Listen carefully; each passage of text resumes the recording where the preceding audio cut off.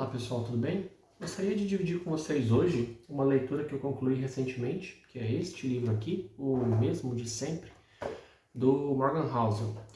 Bom, a temática do livro, ela gravita em torno da realização de previsões, né? Então a gente, a todo momento, né, o ser humano tem essa tendência natural de ficar projetando o futuro e muitas vezes tentando tentar estimar como vai ser daqui a um ano, 5 ou 10, nos mínimos detalhes. Sendo que a gente sabe que a vida é completamente dinâmica, né? O mundo é dinâmico, a incerteza ela paira, né, sobre as nossas cabeças. Então é impossível que a gente consiga ter um alto grau de assertividade fazendo previsões numa janela de tempo tão grande, né? Então, de maneira bastante inteligente, o Morgan Housel ele propõe uma discussão um pouco diferente, que ao invés da gente tentar ficar projetando e estimando as coisas nos mínimos detalhes em relação àquilo que nós não temos absolutamente nenhuma certeza, ele propõe fazer uma leitura diferente, para que a gente olhe aquilo que sempre se repete, ou seja, aquilo que nunca muda, né? E a partir desse referencial que a gente possa projetar e tomar decisões para o nosso futuro.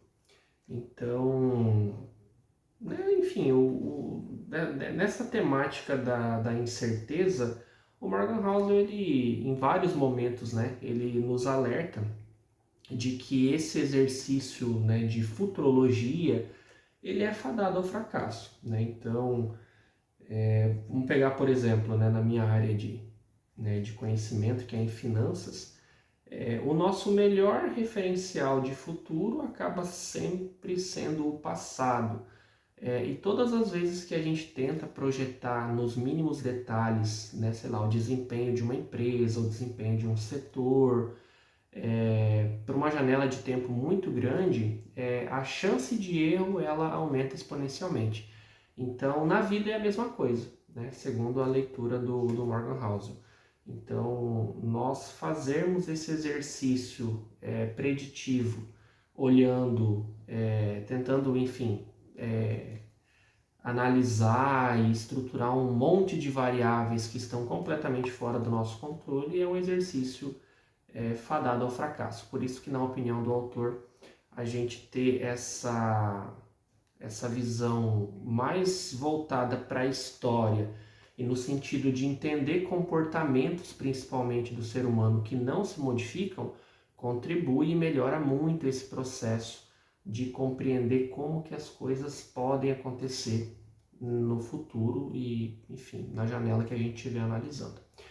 Bom, eu não sei se todos conhecem, mas o Morgan Housel ele é um storyteller muito bom, né? É um dos grandes autores desses anos mais recentes, né? Ele tem um outro livro muito bom que é a Psicologia Financeira, que depois eu vou acabar comentando um pouquinho mais para o final desse breve comentário aqui, que inclusive influenciou a minha avaliação do livro, né? Mas o Morgan Housel é um excelente contador de histórias. E o livro, O Mesmo de Sempre, ele tem essa construção, essa forma de apresentação. Ele discute o assunto principal do livro, que é, né, o que nunca muda, o mesmo de sempre, a partir de 23 histórias, né, que ele vai, em cada capítulo, o livro possui, né, 23 capítulos, ele vai apresentando essas narrativas para puxar o cerne ali que ele quer chamar a atenção do leitor naquele capítulo. Então o livro possui esses 23 capítulos e eles têm essa construção, né, essa contação de história, sempre gravitando em torno do ponto central ali que o Morgan Housel ele pretende chamar a atenção do leitor. É óbvio que não dá para comentar os 23 aqui, senão o vídeo ficaria muito grande, mas alguns capítulos, né, a ideia geral de alguns capítulos vale a pena mencionar. Então, no primeiro capítulo, né, o introdutório aqui, o capítulo 1, o autor ele vai chamar atenção para uma coisa que é muito presente, pelo menos na minha percepção, de que nós temos aquela sensação de estarmos sempre no controle de situações que, enfim, são completamente alheias à nossa possibilidade de gerenciamento. Então ele chama atenção para esse ponto, que a gente está sempre suspenso por um fio, né? A vida é sempre, né, um pequeno, né, um fio que sustenta a nossa vida, e a gente tem a frágil impressão, né, de que nós temos algum controle, quando na verdade o nosso controle é mínimo. Então ele traz uma história para ilustrar esse ponto e chamar atenção para que a gente esteja sempre atento, que essa sensação de controle ela é uma miragem. Outro capítulo também que vale a pena destacar e que eu pessoalmente gostei muito é o 3, em que ele fala da questão da felicidade. Esse tema ele já é um tema que ele trata lá na Psicologia Financeira também de uma maneira espetacular, mas aqui no livro ele dá uma abordagem diferente e ele sustenta que um dos princípios para a felicidade, ou né, um dos caminhos para que a gente possa ser mais feliz, é rebaixar o nosso nível de expectativa. Então, todas as vezes que a gente constrói uma expectativa muito alta em torno de alguma coisa, é mais fácil da gente se frustrar e isso influenciar também a nossa percepção de felicidade. Eu pessoalmente eu concordo bastante com o autor, esse é um desafio diário, né, da gente tentar não elevar tanto a expectativa, e também concordo que isso tem uma relação direta com o seu grau de felicidade. Então ali o autor ele constrói a história com mais detalhes, né, mas é um capítulo também que eu acho que vale destacar, e ele tem uma construção muito interessante. Bom, outro capítulo também bastante legal é o 9, que ele fala basicamente que coisas boas levam tempo para serem construídas. E a gente tem no nosso imaginário essa coisa de que eu quero tal coisa rapidamente, que ela seja, que ela ocorra para ontem, né, o mais rápido possível. E assim, tirando exceções, né, na vida as coisas não funcionam desse jeito. Coisas boas demoram para serem construídas, para acontecerem. Então, o tempo, da mesma forma que ele forma, por exemplo, uma árvore, né, forte, uma árvore grande, ele também leva tempo para fazer coisas boas nas nossas vidas, e entender isso é fundamental. E tá também, né, se a gente for estender a interpretação até mesmo relacionado com a ideia de felicidade, enfim, está amarrado com outros capítulos que o autor, né, outras ideias que ele discute também em outros capítulos do livro. Bom, o capítulo 12 também eu deixei destacado aqui para comentar com vocês brevemente, e também muito negligenciado no geral por todos nós, que é o poder, né, da combinação de coisas pequenas e como isso pode gerar um resultado tanto para o bem quanto para o mal. E muitas vezes a gente não dá atenção, né? Sempre que acontece uma coisa muito boa ou uma coisa muito ruim, a gente acha que ela aconteceu do nada ou que, enfim, ocorreu de maneira repentina. Pode acontecer, mas no mais das vezes é o somatório de pequenas coisinhas que geraram esse resultado. Então, por exemplo, a gente negligencia muito pequenas ações do nosso dia a dia, que elas têm potencial para gerar um resultado lá no futuro muito grande. Então o autor chama atenção para esse ponto, né, de que, olha, a gente não deve subestimar pequenas coisas e o impacto, né, que elas possuem para a geração de resultados, tanto bons quanto ruins. Já mais para o final do livro, ali no capítulo 22, tem também uma discussão que eu acho pessoalmente muito interessante, que ele fala da questão da simplicidade, né? Que é sempre melhor que a gente mantenha uma conduta, uma postura, né, de simplicidade em relação à vida, em relação, enfim, à maneira como a gente administra as coisas. No entanto, ele faz uma ressalva, fala, olha, É muito bom que a gente seja o mais simples possível em tudo, né? Na nossa vida, quando a gente vai dar uma explicação, enfim, né? Quando vai até mesmo conversar de algum assunto com alguém, porém a complexidade vem demais. Isso a gente enxerga, né? Principalmente nesse período de redes sociais, né? Que todo mundo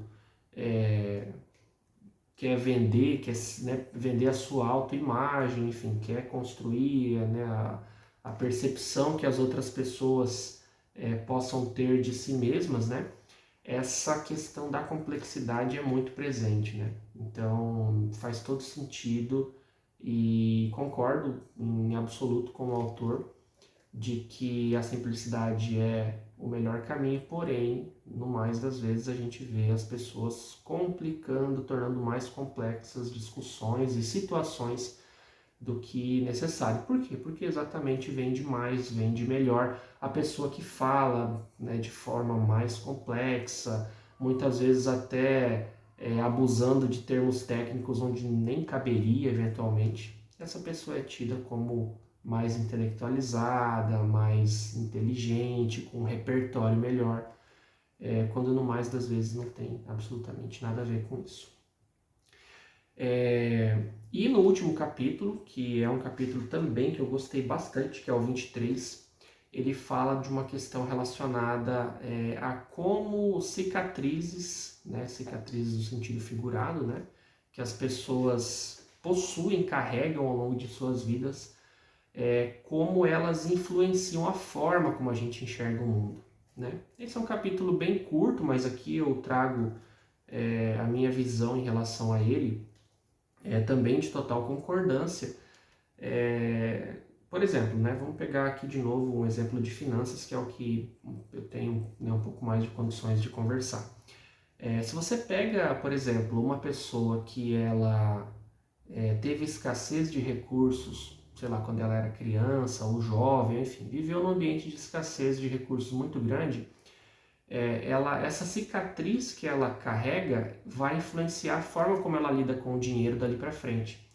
Da mesma forma, se a gente pegar pessoas mais velhas que passaram por períodos de inflação, por exemplo, né, inflação galopante, como a gente teve aqui no Brasil nos anos 80, até meados dos anos 90 ali, essa pessoa tem uma forma de lidar com o dinheiro, né? No mais das vezes são pessoas mais velhas e você pode notar, não raro essa pessoa, por exemplo, quando vai no mercado, eu quero comprar aqui, vou estocar uma determinada quantidade desse produto porque, enfim, o preço pode subir e tal.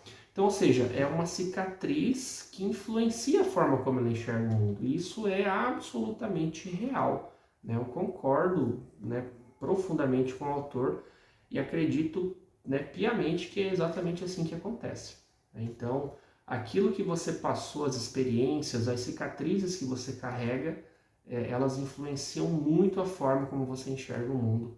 E o autor discute bem isso no capítulo 23, um capítulo pequeno, né, enfim, com poucos exemplos, mas um argumento bastante poderoso que finaliza ali, né, fecha com chave de ouro o livro, na minha opinião. Bom, enfim, pessoal, tem, né, todos os capítulos têm alguma história interessante. Eu pensei aqui os que eu mais gostei, né? Então estou dando aqui o meu viés aqui né, nesse vídeo rápido, mas é óbvio que em todos os outros vocês vão encontrar discussões muito interessantes que certamente vão mexer com vocês em algum grau. Então vale a pena, né, fazer a leitura do livro. E ele sempre tem como pano de fundo em cada capítulo o cerne, né, da proposta do livro, que é apresentar coisas ou, enfim, né, situações, comportamentos que nunca mudam, que sempre se repetem e que a gente deveria priorizar, né, deveria olhar com mais cuidado, justamente para eles, para que a gente possa conseguir enfim, fazer uma projeção melhor do futuro do que ficar, por exemplo, tentando articular ali dezenas de variáveis que estão completamente fora do nosso controle. Então, todo o livro está permeado por essa discussão aí. Na minha opinião, é uma boa leitura, tá? Uma leitura muito boa, inclusive. apesar de eu não ter achado assim espetacular. E aqui entra a discussão, né, que eu comentei com vocês no início, da psicologia financeira.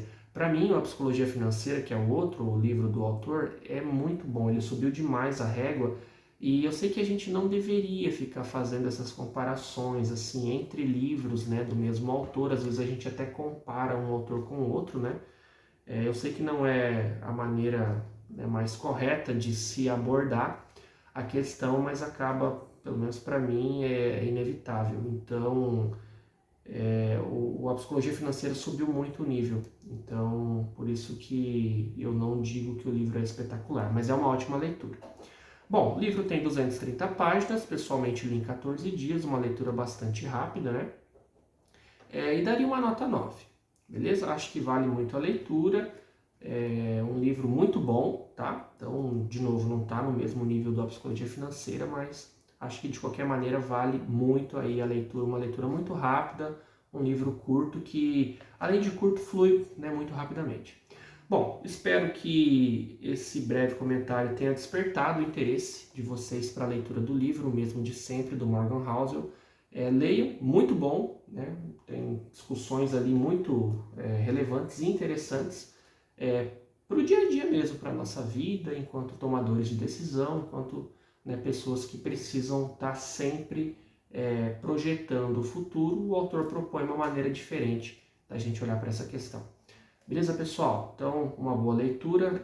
Se você já leu, tem uma percepção diferente, deixe aí nos comentários. Né? Eu vou adorar conversar com vocês aí a respeito do livro e do autor. Valeu, um abraço, boa leitura e até mais.